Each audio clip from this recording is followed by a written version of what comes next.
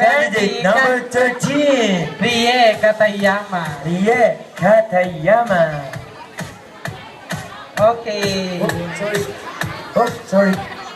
Oh, naapakan nga naman eh. Yes, oh. Si Rie Okay, Katayama. May question si Ate Magnolia. Your Okay, listener. Rie, look at me, listen to me, okay? Ito, tanong ko sa'yo, ha? Bakit napakahalaga sa isang bata ang pag-aaral? Marunong magbasa para po ano po matalino po. Okay. Okay, thank you so much, Miss Rie Katayama. Thank you so Rie much. Katayama para matutong magbasa.